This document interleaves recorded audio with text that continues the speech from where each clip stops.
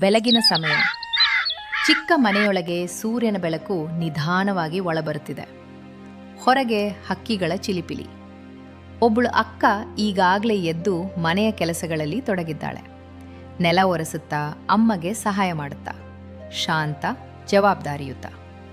ಮತ್ತೊಬ್ಬಳು ತಂಗಿ ಇನ್ನೂ ಹಾಸಿಗೆಯ ಮೇಲೆ ಮಲಗಿದ್ದಾಳೆ. ಫೋನ್ ಪಕ್ಕದಲ್ಲೇ ಇದೆ, ಆರಾಮವಾಗಿ ನಿದ್ರೆ. ಅಮ್ಮ ಒಳಗೆ ಬರ್ತಾಳೆ. ಏಳಮ್ಮ ವಿದ್ಯಾ, ಇನ್ನು ನಿದ್ರೆ ಮಾಡ್ತೀಯಾ? ಎಷ್ಟು ಕೆಲಸ ಇದೆ ಗೊತ್ತಾ? ಆಚೆ ಎದ್ದೋಗಿ ನೋಡಿದ್ಯಾ?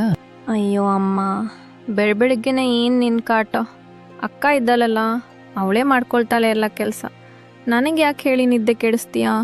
ಅವಳು ಒಬ್ಳೇ ಎಲ್ಲ ಮಾಡೋಕ್ಕಾಗಲ್ಲ. ಅವಳು ಒಬ್ಳೇ ಅಂತ ಎಷ್ಟು ಕೆಲಸ ಮಾಡ್ತಾಳೆ.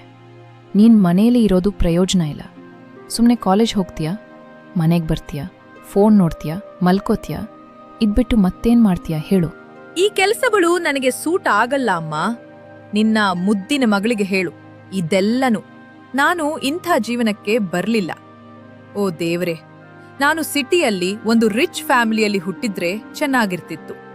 ಈ ಹಳ್ಳಿ ಲೈಫ್ ನನಗೆ ಕೊಂಚವೂ ಇಷ್ಟ ಇಲ್ಲ. ದಿವ್ಯಾ ತನ್ನ ಅಮ್ಮನ ಜೊತೆ ಕಟ್ಟುವಾಗಿ ಮಾತನಾಡುತ್ತಿರುವುದನ್ನು ನೋಡಿ ಲಕ್ಷ್ಮಿ ಅಲ್ಲಿಗೆ ಬರ್ತಾಳೆ. ಲಕ್ಷ್ಮಿ ನಿಧಾನವಾಗಿ, ಇಲ್ಲಿ ಕೇಳು ದಿವ್ಯಾ, ಹುಟ್ಟಿದ ಜಾಗ ಮುಖ್ಯ ಅಲ್ಲ, ನಾವೇನಾಗ್ತೀವಿ ಅನ್ನೋದು ಮುಖ್ಯ. ಮೊದಲು ಅದನ್ನು ತಿಳ್ಕೊ. ತಂಗಿ ಅದನ್ನು ಲೆಕ್ಕಿಸದೆ ಫೋನ್ ತೆಗೆದುಕೊಳ್ತಾರೆ. ಒಬ್ಬಳು ಜವಾಬ್ದಾರಿಯ ಮೌಲ್ಯ ಗೊತ್ತಿರುವವಳು, ಇನ್ನೊಬ್ಬಳು ಕನಸುಗಳಲ್ಲಿ ಬದುಕುತ್ತಿರುವವಳು. ಇವರಿಬ್ಬರ ಜೀವನ ಯಾವ ದಾರಿಗೆ ಹೋಗುತ್ತೆ? ಕೆಲವು ದಿನಗಳ ನಂತರ ಸಂಜೆಯ ಸಮಯ. ಮನೆಯ ಮುಂದೆ ಅಪ್ಪ ಕುಳಿತಿದ್ದಾರೆ. ಚಿಂತೆಯಲ್ಲಿ ಮುಳುಗಿದ್ದಾರೆ. ಹವಾಮಾನ ಬರಿದಾಗಿದೆ. ಹೊಲದಲ್ಲಿ ಬೆಳೆ ಇಲ್ಲ. ದಿವ್ಯ ಒಳಗಿನಿಂದ ಬರ್ತಾಳೆ. ಸ್ವಲ್ಪ ಆತುರ, ಸ್ವಲ್ಪ ಅಹಂಕಾರ. ಅವಳ ಮುಖದಲ್ಲಿ ಎದ್ದು ಕಾಣುತ್ತಿರ್ತದೆ. ಅಪ್ಪ, ನನಗೆ ಸಿಟಿಗೆ ಹೋಗಿ ಓದಲು ಬೇಕು.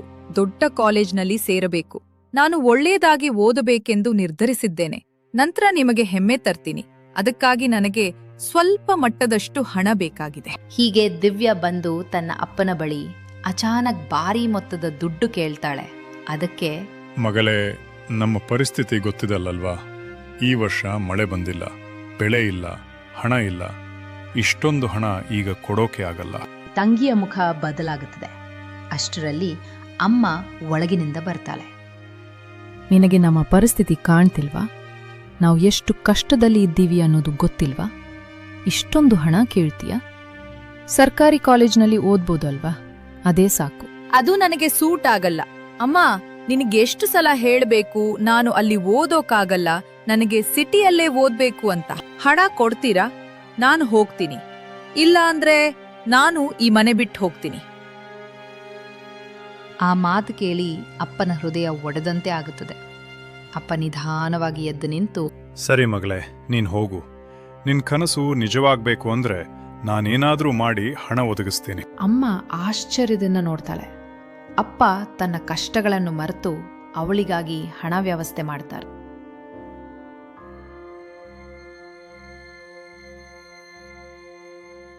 ಹಲವು ತಿಂಗಳುಗಳ ನಂತರ ನಗರ ಜೀವನಕ್ಕೆ ಅಳವಡಿಸಿಕೊಂಡ ದಿವ್ಯಾ ತನ್ನ ಮನೆಗೆ ವಾಪಸ್ ಬರ್ತಾರೆ. ದಿವ್ಯಾಳ ಅಕ್ಕ ದಿವ್ಯಾಳನ್ನು ನೋಡಿ ತುಂಬಾ ಸಂತೋಷ ಪಡ್ತಾಳೆ. ಸಂತೋಷದಿಂದ ಅಕ್ಕ ಅವಳಿಗೆ ನೀರು ಕೊಡ್ತಾಳೆ. ತಕ್ಷಣವೇ ಅಡಿಗೆ ಮನೆಗೆ ಹೋಗಿ ಕೆಲಸ ಶುರು ಮಾಡ್ತಾಳೆ. ಇವಳು ಎಷ್ಟು ಕೆಲಸ ಮಾಡ್ತಾ ಇದ್ದಾಳೆ, ಆದ್ರೆ ಸ್ಟೈಲ್ ಅನ್ನೋದೇ ಇಲ್ಲ, ಮ್ಯಾನರ್ಸ್ ಕೂಡ ಇಲ್ಲ. ನಿಜವಾಗಿಯೂ ಹಳ್ಳಿ ಹುಡುಗಿ. ಈ ಕಡೆ ಅಪ್ಪ ಅಮ್ಮ ಕೃಷಿ, ಹೊಲದ ಬಗ್ಗೆ ಮಾತಾಡ್ತಾ ಇದ್ದಾರೆ. ನನ್ನ ಬಗ್ಗೆ ಯಾಕೆ ಕೇಳ್ತಿಲ್ಲ? ನಾನು ಬಂದಿದ್ದು ಕೂಡ ಅವರಿಗೆ ಮುಖ್ಯ ಅಲ್ವಾ? ನಾನು ಇಲ್ಲೊಬ್ಬ ಔಟ್ಸೈಡರ್ ತರ ಫೀಲ್ ಆಗ್ತಿದ್ದೀನಿ. ದಿವ್ಯಾ ಫೋನ್ ತೆಗೆದುಕೊಳ್ತಾಳೆ. ಆದ್ರೆ ನೆಟ್ವರ್ಕ್ ಸಿಗ್ತಾ ಇಲ್ಲ. ಅಯ್ಯೋ, ಏನ್ ಹಳ್ಳಿ ಇದು! ಇನ್ನೂ ಇಂಟರ್ನೆಟ್ ಕೂಡ ಪ್ರಾಪರ್ಲಿ ಇಲ್ವಾ? ಹೇಗ್ ಬದುಕ್ತೀರಾ ಇಲ್ಲಿ? ಕೆಲವು ಸಮಯದ ನಂತರ ಅಕ್ಕ ತುಂಬಾ ಪ್ರೀತಿಯಿಂದ ತಟ್ಟೆ ಸಿದ್ಧ ಮಾಡ್ತಾಳೆ. ಅವಳು ನಗು ಮುಖದಿಂದ ಕರೀತಾಳೆ. ಅಯ್ಯೋ ದೇವ್ರೆ, ಇದು ಯಾವ ತರದ ಊಟ? ಇದನ್ನ ಕತ್ತೆಗಳು ಕೂಡ ತಿನ್ನೋದಿಲ್ಲ. ಆ ಮಾತು ಕೇಳಿ ಅಕ್ಕನ ಮುಖದಲ್ಲಿನ ನಗು ನಿಧಾನವಾಗಿ ಮಾಯವಾಗುತ್ತದೆ. ಅವಳ ಕಣ್ಣುಗಳಲ್ಲಿ ನೋವು, ಆದರೆ ಮಾತಾಡಲ್ಲ. ಅಮ್ಮ ಅದನ್ನು ಕೇಳಿ ಕೋಪದಿಂದ ಅಲ್ಲಿಗೆ ಬರ್ತಾಳೆ. ದಿವ್ಯಾ, ಮಾತಾಡೋದು ಜಾಗ್ರತೆ, ಹಾಗೂ ಹಿಡಿತದಲ್ಲಿ ಇಟ್ಟಿಕೋ ನಾಲಿಗೆ ಇದೆ ಅಂತ ಹರಿಬಿಡ್ಬೇಡ. ಇದೇ ಊಟವನ್ನೇ ನೀನು ಇಲ್ಲಿ ಇದ್ದಾಗ ತಿನ್ನುತ್ತಿದ್ದೆ. ಈಗ ಸಿಟ್ಟಿಗೆ ಹೋಗಿ ಇಷ್ಟು ದೊಡ್ಡವಳಾದಿಯಾ? ನೀವು ಎಲ್ಲರೂ ಈಗ ನನ್ನ ಹಣದ ಮೇಲೆ ಬದುಕ್ತಾ ಇದ್ದೀರಾ. ನೆನಪಿನಲ್ಲಿ ಇರ್ಲಿ ಅಮ್ಮ, ನಾನು ಓದಿದ್ದರಿಂದ ತಾನೇ ನಿಮಗೆಲ್ಲ ಈ ಲೈಫ್ ಸ್ಟೈಲ್ ಇರೋದು. ಆದ್ರೂ ನನ್ ಫ್ರೆಂಡ್ ಲೆವೆಲ್ಗೆ ನೀವೆಲ್ಲ ಇರೋದಿಕ್ಕೆ ಆಗಲ್ವಾ? ನಮ್ ಫ್ರೆಂಡ್ಸ್ ಅಪ್ಪ ಅಮ್ಮ ನೋಡಿದ್ದೀರಾ ಅವರೆಷ್ಟು ಹೈಫೈ ಲೈಫ್ ಸ್ಟೈಲ್ ಅವರ ಮಕ್ಕಳಿಗೆ ಕೊಡುತ್ತಾರೆ ಅಂತ? ನೀವು ನನಗೆ ಈ ಅನ್ಎಜುಕೇಟೆಡ್ ಜೊತೆ ಹೇಗೆ ಮಾತಾಡಬೇಕು ಅಂತ ಹೇಳ್ಕೊಡ್ತೀರಾ? ಮನೆ ತುಂಬ ನಿಶ್ಶಬ್ದ. ಅಪ್ಪ ನಿಧಾನವಾಗಿ ಮುಂದೆ ಬರ್ತಾರೆ. ಮುಖದಲ್ಲಿ ಕೋಪ ಮತ್ತು ನೋವು ಎದ್ದು ಕಾಣ್ತಿರ್ತದೆ.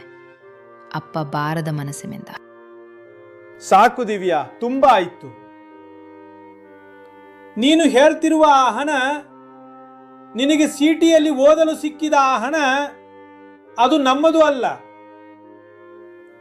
ನಿನ್ನ ಅಕ್ಕ ಬೆಳಗ್ಗೆಯಿಂದ ಸಂಜೆವರೆಗೆ ಹೊಲದಲ್ಲಿ ದುಡಿಯುತ್ತಾ ತನ್ನ ಆಸೆಗಳನ್ನು ಬಿಟ್ಟು 1 ರೂಪಾಯಿ ಸೇರಿಸಿ ನಿನಗೆ ಕೊಟ್ಟಳು. ಅವಳು ಇದನ್ನೂ ನಿನಗೆ ಹೇಳಲಿಲ್ಲ. ನೀನು ಸುಖವಾಗಿರಬೇಕು ಅಂತ ಮಾತ್ರ ಯೋಚಿಸಿದಳು. ಆದರೆ ನೀನು ಸಿಟಿ ಹೋಗಿ ನಮ್ಮವರು ತಮ್ಮವರು ಅಕ್ಕ ಭಾವನೆಯನ್ನೇ ಮರ್ತಿದ್ಯಾ. ದಿವ್ಯಾ ಕೈಯಲ್ಲಿ ಫೋನ್ ನಿಧಾನವಾಗಿ ಕೆಳಗೆ ಬೀಳುತ್ತದೆ. ಅವಳ ಕಣ್ಣುಗಳಲ್ಲಿ ಕಣ್ಣೀರು ತುಂಬುತ್ತದೆ. ಅವಳು ಅಕ್ಕನ ಕಡೆ ನೋಡುತ್ತಾಳೆ. ಆ ಕ್ಷಣದಲ್ಲಿ ಅವಳಿಗೆ ತನ್ನ ತಪ್ಪು ಗೊತ್ತಾಗುತ್ತದೆ. ಆದರೆ ಕೆಲವು ಮಾತುಗಳು ಹೇಳಿದ ಮೇಲೆ ಹಿಂದಿರುಗೋದಿಲ್ಲ. ಈ ಎಮೋಷನಲ್ ಕತೆ ನಿಮಗೆ ಹೇಗನ್ನಿಸ್ತು? ಇಷ್ಟವಾಗಿದ್ದರೆ ಲೈಕ್ ಮಾಡಿ, ಶೇರ್ ಮಾಡಿ, ನಮ್ಮ ಚಾನಲ್ಗೆ ಸಬ್ಸ್ಕ್ರೈಬ್ ಆಗಿ ಮತ್ತು ನಿಮ್ಮ ಅಭಿಪ್ರಾಯವನ್ನು ಕಾಮೆಂಟ್ನಲ್ಲಿ ಖಂಡಿತವಾಗಿ ತಿಳಿಸಿ. ವಿಡಿಯೋ ನೋಡಿದ್ದಕ್ಕಾಗಿ ಧನ್ಯವಾದಗಳು.